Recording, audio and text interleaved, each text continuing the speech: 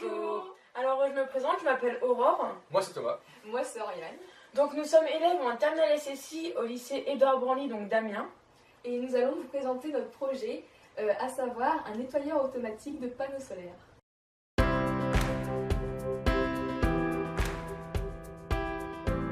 Plusieurs disciplines sont intervenues dans notre projet, notamment la physique-chimie et l'histoire-géographie. Notre première étape fut de définir le besoin. Nous avons créé un nettoyeur automatique de panneaux solaires qui sert à l'utilisateur de nettoyer celui-ci automatiquement. Nous avions un cahier des charges bien précis pour réaliser ce projet.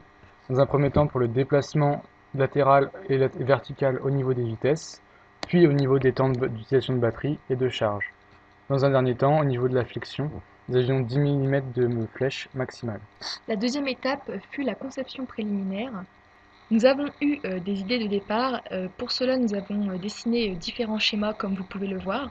Et après y avoir bien réfléchi, nous avons réalisé des diagrammes pour trouver différentes solutions techniques. Nous avons notamment réalisé des diagrammes FAST. Vous pouvez voir ici le FAST de la fonction être autonome en énergie et être résistant, puis en dessous des schémas électriques qui illustrent les solutions concernant la batterie. Après avoir bien réfléchi et imaginé une solution, nous sommes donc passés dans une phase de conception et de modélisation. Au niveau de SolidWorks, nous avons complètement modélisé l'ensemble afin d'avoir une meilleure visualisation. Sur SolidWorks, nous avons également réalisé des simulations pour pouvoir trouver quel matériau allait convenir le mieux. Nous avons étudié la déformation du support longitudinal. Nous avons retenu une forme arrondie et l'aluminium.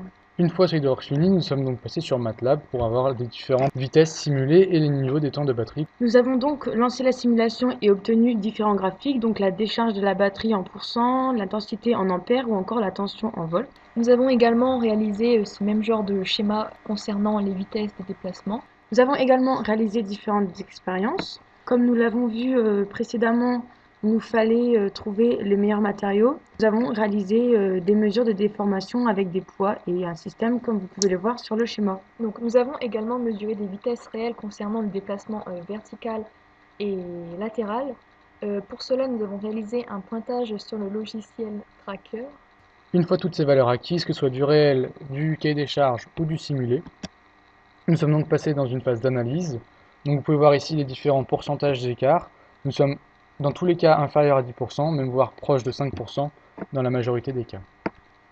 Nous avons réalisé ces mêmes calculs d'écart en ce qui concerne le déplacement latéral et nous pouvons voir que nous avons obtenu un écart de 1,19% entre le cahier des charges et les simulations. Pourquoi ces écarts? Nos appareils de mesure manquent de précision. Nous avions aussi un manque de paramètres en ce qui concerne les moteurs. Nous aurions pu y remédier en utilisant les codeurs présents sur les moteurs que nous avons utilisés ou encore mieux prendre en compte les différents frottements. Pour finir, nous pouvons nous demander si nous pourrions installer notre système sur Mars.